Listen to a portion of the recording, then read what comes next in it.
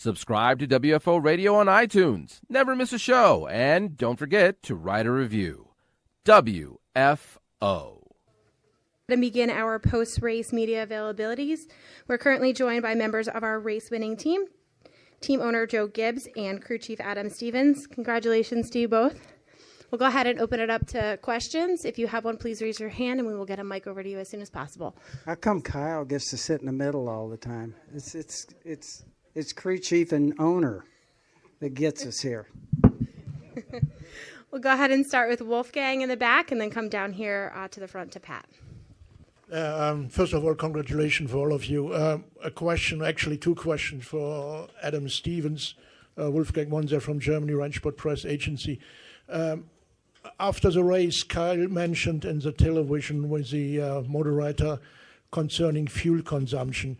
How precise can you do a full fuel consumption before the race? And second, when all these unknown factors with the caution laps, do you have to adapt all the time the fuel consumption strategy? Yes, absolutely. You can only gauge your race mile per gallon leading into the race based off of practice and past history. And the mileage always gets better because the lap times are always slower. But you never run long enough in practice to know exactly what that's going to look like. So, and the race conditions are always a little different. So there's always a small percentage change, even above what you anticipate. So. But you get a handle on that as the race progresses. But cautions mess it up bad.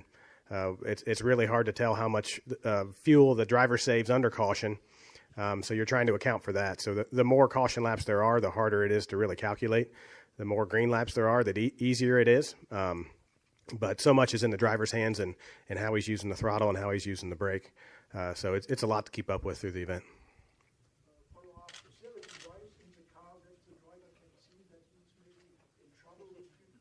No, nothing at all. All he has is what we tell him, and there's no feedback from the car at all. We'll go to Pat. Pat DeCola, NASCAR.com, for either or both of you. Numbers aside, where does Kyle rank among the all-time greats? Take that one, Coach. I think I'm always leery about all-time when you start talking in pro sports because there's been so many great ones.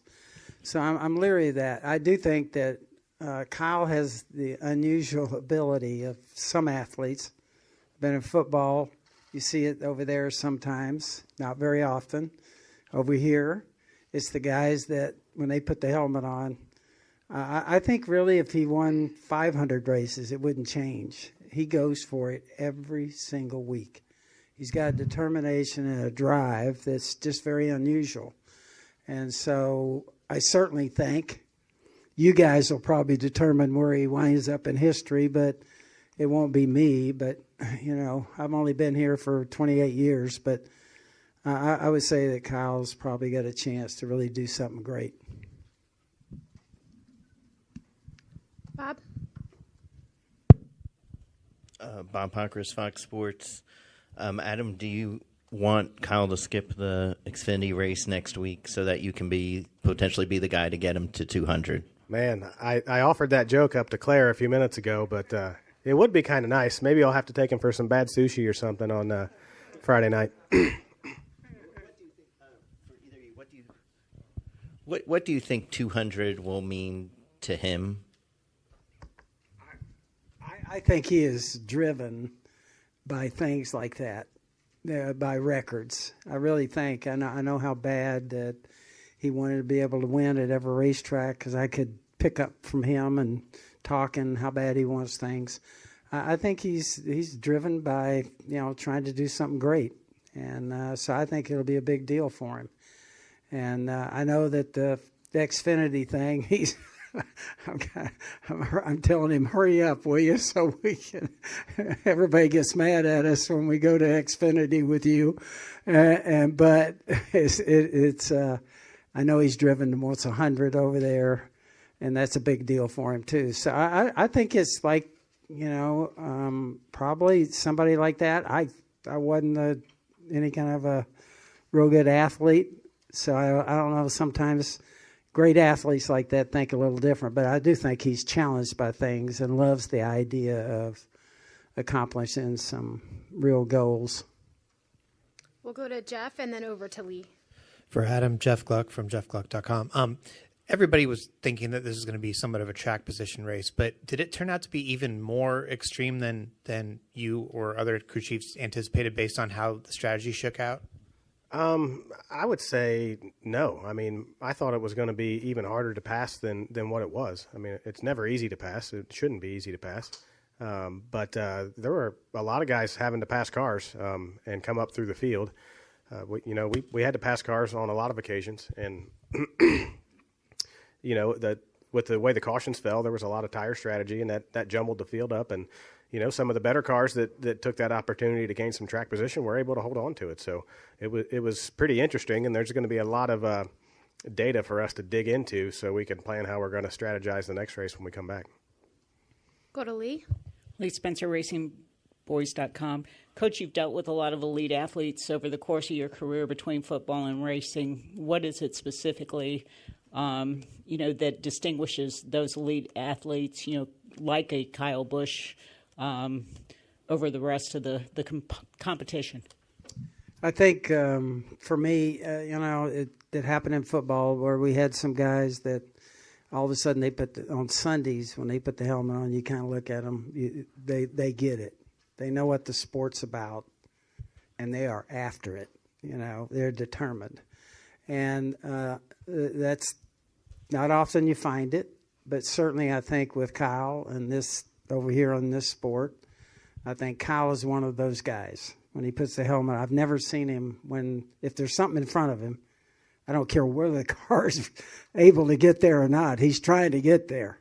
And so I just think he's, unusual talent. I think all of us that watch sports, me included, really appreciate those great athletes. And somehow they have a gift, and we don't know how that happens. How does that happen? He goes to the test many times.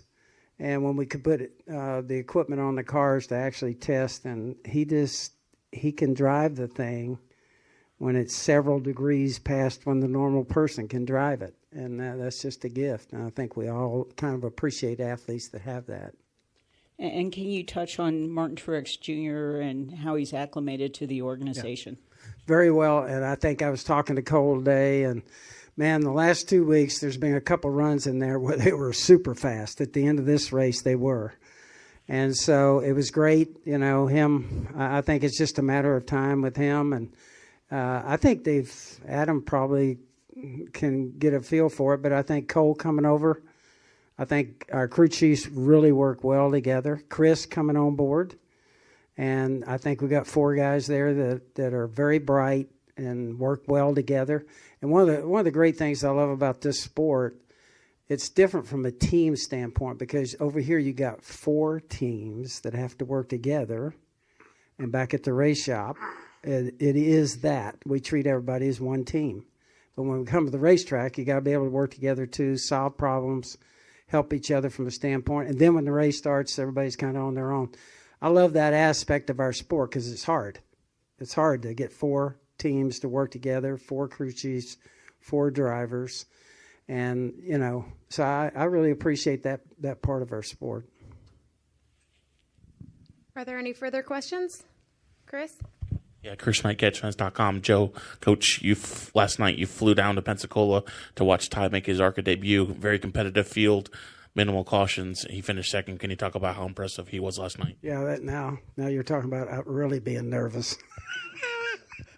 I'm much more relaxed here. That's nervous when your grandkids racing something. You got sweaty palms, and it was his first ARCA race, and we were proud of him.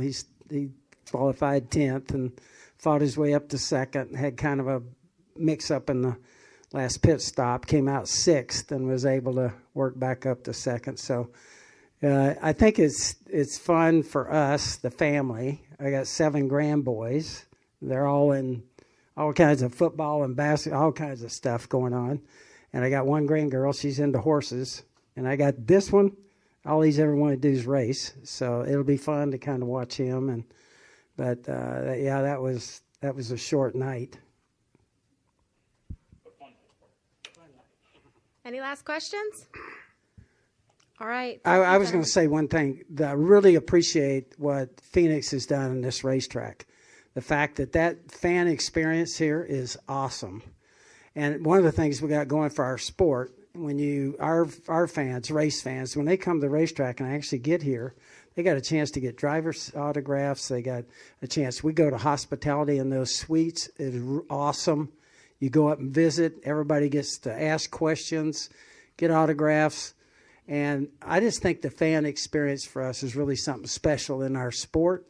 And I love that aspect of it. And, of course, the one thing I wanted to just touch on, Toyota, Interstate Batteries, Mars, for us re-signing with them. It's so important. It's a total team effort, and our sport is totally different in that you got to have a great sponsor. So I wanted to thank them. But I really appreciate what has been done here. And I think this is where our sport needs to go. And when you get fans that are standing right in the garage area with the cars being worked on, it's just, I think it's an awesome experience. And I think that's really what happens in our sport. Those are things you can't buy. If somebody comes to the racetrack and has a great experience, gets a chance to get an autograph and be right there with the cars worked on, be on pit road. So I just really appreciate that. And I wanted to say I really appreciate this racetrack and what they've done to make that kind of experience and help our sport.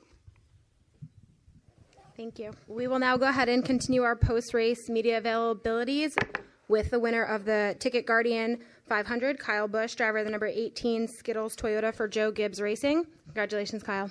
Thank you. Appreciate it. We'll go ahead and open it up for questions. Please raise your hand and we will get a mic over to you as soon as possible. How could there be anything left to talk about? We'll start here with Jeff. After the race, a lot of the drivers were talking about how difficult it was to pass, but it seemed like you were the one car out there that could pass and put your car at different places. Did you feel like it was difficult to pass? And if so, how did you get around people? Yeah, it was certainly tough to pass. Yes. It wasn't easy. You were really stuck and mired behind guys. I got close to Blaney, and then I got real tight, and then he kind of got away, and then I ran him back down, and it's just kind of like an accordion thing. You cool your stuff off, you go back after him, and then you get too hot and too tight when you're behind him, and then you got to cool back off again. And then you got to wait for traffic. Once Blaney got the traffic, he had the same problems I had because now he's behind other cars that are in front of him, and then that's when you kind of get to see whose cars are better than other cars and not just the guy who's out front, is when you can maneuver and get through traffic and stuff like that. So I just started working the racetrack and just started moving around and trying to find something and trying to get low and high and everywhere in between to try to just keep trying to find clean air or cleaner air in order to get by him. So maybe if it's a different situation where it's not a long race at the end and he's out front, yeah, you might not be able to get him. That's right.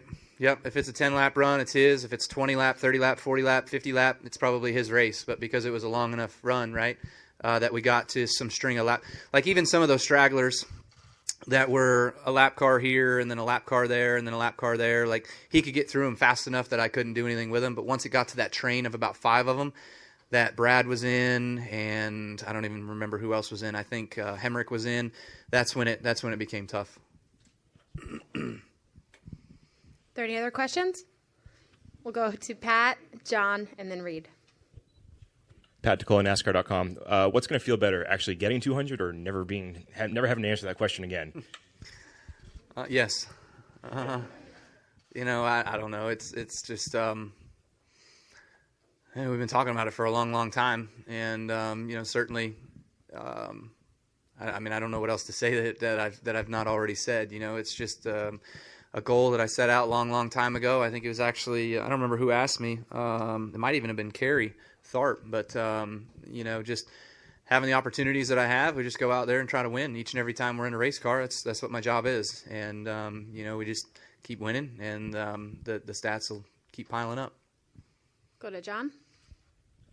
John Heverland, New Mexico Motorsports Report. So at the start of the race, Ryan Blaney spun the tires. Throughout the day, several guys blew tires. Kevin Harvick and Joey Logano kind of indicated that the tires maybe weren't the greatest. As someone that's been critical of Goodyear, I just wanted to get your thoughts on what the tire was like today. They were too hard, I think. For as fast as we were going here, they produced well for us, but I would say running on the Xfinity car, because I had the Xfinity race to run, they were way too hard for the Xfinity cars. So that just kind of shows you that they were probably somewhat too hard for the Cup cars. But softer tires just means faster lap times and even harder to pass yet. So, it was a challenge. But everybody's on the same 4 rubber blocks anyway. So you got to do the best with what you got. We'll go to Reed and then back to Wolfgang. Reed Spencer with NASCAR Wire. How much fuel did you have to save, and was that a bit easier because you were running behind Blaney?